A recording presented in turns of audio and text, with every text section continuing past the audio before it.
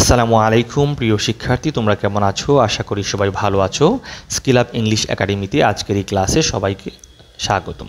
আজকে আমরা শিখব পাস্ট পারফেক্ট টেন্স, যা অত্যন্ত গুরুত্বপূর্ণ একটি টেন্স, যা সকল শিক্ষার্থীর কাছে কঠিন মনে হয়। হ্যাঁ, ইনশাল্লাহ আজকে আমরা একটু টেকনিক কাটিয়ে শেখার চেষ্টা করব, যেন পরবর্তীতে আর ভুল না হয়। ঠিক আছে, তো তোমার সাথে থাকো।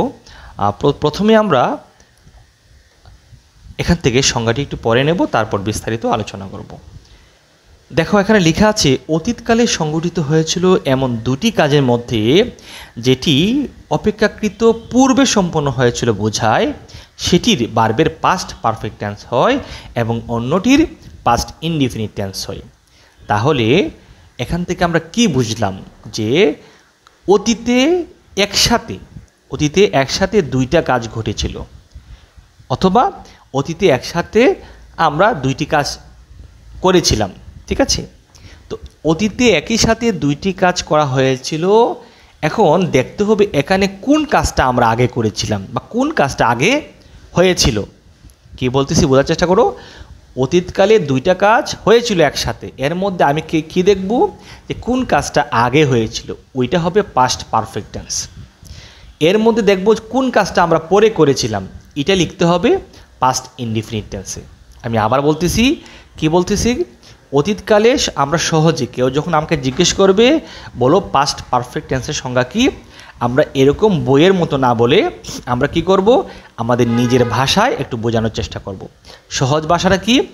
অতীতকালে একই সাথে দুইটি কাজ সংঘটিত হয়েছিল, এর মধ্যে যে কাজটা আগে সংঘটিত হয়েছিল সেটাই পাস্ট পারফেক্ট টেন্স, যে কাজটা পরে হয়েছিল সেটাই পাস্ট ইনডিফিনিট টেন্স। ওকে, আচ্ছা, তো আমরা আরও সহজে শিখবো একটু পরে। আমরা প্রথমে এখানে কি করে নিই, আমরা স্ট্রাকচারটা শিখে নিই। হ্যাঁ, প্রথমে দেখো এখানে অ্যাফার্মেটিভ সেন্টেন্সের স্ট্রাকচার। প্রথমে আমরা কি লিখবো? Subject plus had plus B3, তারপর অবজেক্ট প্লাস এক্সটেনশন। আমি কিন্তু প্রত্যেক ক্লাসে বলেছি আমরা টেন্সের স্ট্রাকচার যেভাবে আমরা সবসময় মুখস্থ করে আসতেছি এরকম মুখস্থ করব না। আমরা কি করব? সকল স্ট্রাকচার কিন্তু এক। আমি বলতে চাচ্ছি যে সকল স্ট্রাকচারই এক। আমরা শুধু ভার্বের ফর্মগুলো মনে রাখবো। কি করব? ভার্বের ফর্মগুলো মনে রাখবো। এখানে খেয়াল করো, আমরা শুধু মনে রাখবো কি পাস্ট পারফেক্ট টেন্সের স্ট্রাকচার হচ্ছে হ্যাড প্লাস B3। আমরা এত কিছু বলার কোনো প্রয়োজন নেই, শুধু মনে রাখবো পাস্ট পারফেক্ট টেন্স মানে হচ্ছে হ্যাড প্লাস B3 হবে। ওকে, আচ্ছা, যদি আমরা এটাকে নেগেটিভ করতে চাই তাহলে সাবজেক্টের পরে কি করব? Had not plus B3 object plus extension, সব ঠিক থাকবে। যদি আমরা এটাকে নেগেটিভ করতে চাই তাহলে কি হবে? যদি আমরা এটাকে কোয়েশ্চেন মানে প্রশ্নবোধক করতে চাই তাহলে ওই অক্সিলারি ভার্বটাকে শুধু আমরা সাবজেক্টের সামনে নিয়ে আসব। তাহলে had plus subject plus B3 object plus extension. যদি আমরা নাবোধক প্রশ্ন করতে চাই তাহলে আমরা কি করব?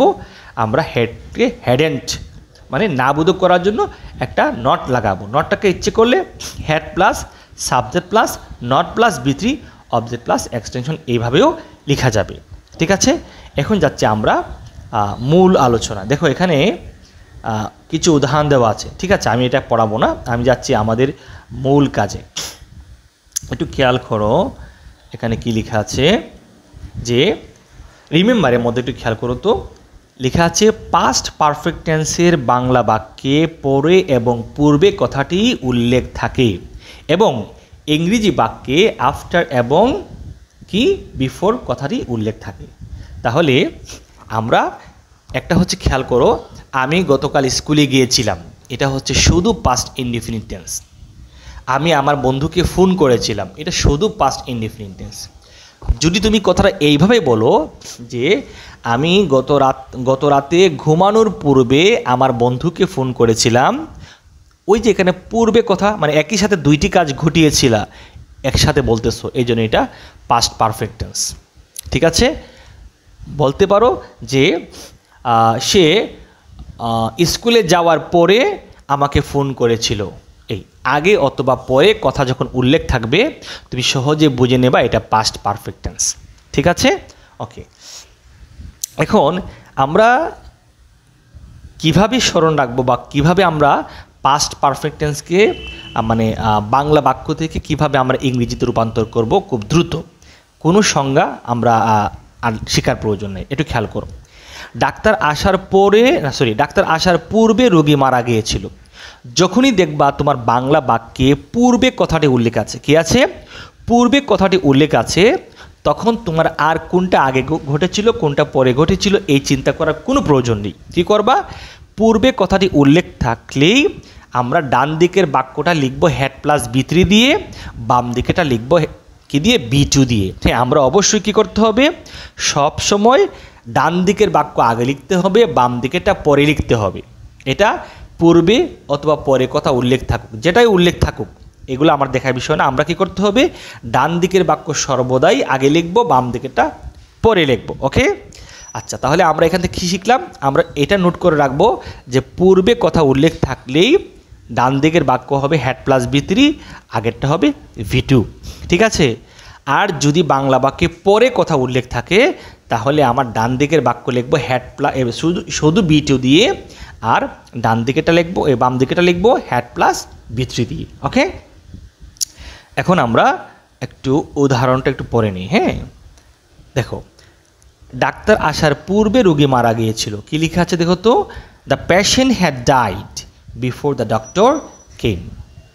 হয়ে গেছে। আবার দেখো, ডাক্তার আসার পরে রোগী মারা গিয়েছিল। তাহলে আমরা কি পাইছি দেখো তো? উপরে লেখা আছে দ্য পেশেন্ট হ্যাড ডাইড, এখন কি লিখেছি? The patient died after the doctor had come. তার মানে ওই যে এখানে পরে কথা আছে, এই জন্য আমি ডান দিকেরটা B2 দিয়ে লিখেছি আর বাম দিকেরটা হ্যাড প্লাস B3 দিয়ে লিখেছি। ঠিক আছে, তোমরা যদি এই টেকনিকটা মুখস্থ করে রাখতে পারো, মনে রাখতে পারো, ইনশাল্লাহ পাস্ট পারফেক্ট টেন্সে কোনো সমস্যা হবে না। যে যত দ্রুতই বলুক না কারো, তুমি কোনো হিসাব করবা না কোনটা আগে হয়েছিল কোনটা পরে হয়েছিল, এটা না। যখনই শুনবা মানে পূর্বে কথা বলেছে তখনই তুমি ডান দিকেরটা হ্যাড প্লাস B3 দিয়ে লিখতে হবে। যখনই তোমার কথার মধ্যে মানে পরে দিয়ে বলবা বাক্যটা, তখনই আমি ডান দিকের বাক্যটা B2 দিয়ে লিখতে হবে। ইনশাল্লাহ যদি এইভাবে করো তাহলে আর সমস্যা হওয়ার কথা না। ঠিক আছে, যাই হোক, আশা করি তোমরা আমার এই ক্লাসটি বুঝতে পেরেছো। যদি তোমাদের ভালো লেগে থাকে তাহলে অবশ্যই আমার এই চ্যানেলটি সাবস্ক্রাইব করে রাখবা এবং তোমাদের বন্ধুদের কাছে এই ক্লাসটি শেয়ার করে দেবা, যেন তারাও এই ক্লাসটি থেকে কিছুটা উপকৃত হতে পারে। তো আজকের জন্য এখানেই সমাপ্ত করে দিলাম। সবাই ভালো থাকো। আসসালামু আলাইকুম।